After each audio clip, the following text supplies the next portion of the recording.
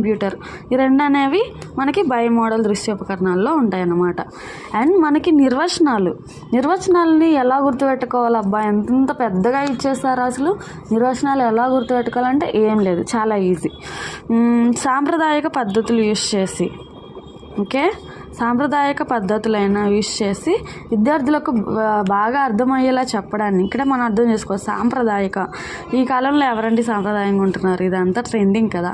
So సాంప్రదాయక అంటే old అంటే మనకు వచ్చేసి ఆ ఇయర్స్లోకి వెళ్తాం.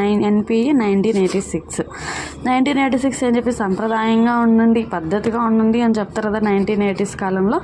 అలా అనమాట. దాన్ని అలా కోడింగ్గా గుర్తుపెట్టుకోండి. ఇంకోటి వచ్చేసి ప్రేరణ అండ్ పునర్బలనం.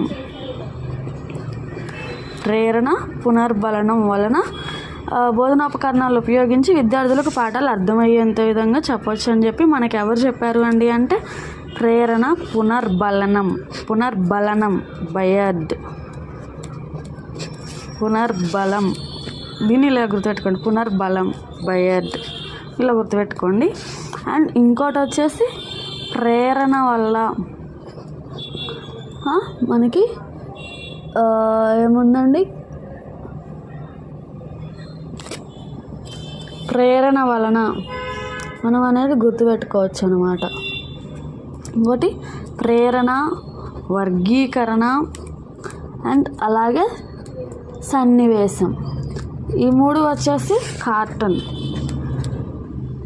కర్టన్ వేసి మనం రూమ్స్ని వర్గీకరిస్తాం కదండి. ఏదన్నా రూమ్స్ ఎక్కువ ఉన్నా, ఏదన్నా స్పేస్ ఎక్కువ ఉన్నా మనం కర్టన్ యూస్ చేసి వర్గీకరిస్తాం కదా. 2 రూమ్స్ 3 రూమ్స్ లాగా సపరేట్ చేస్తాం కదా. అట్లాగా కర్టన్ వర్గీకరణ.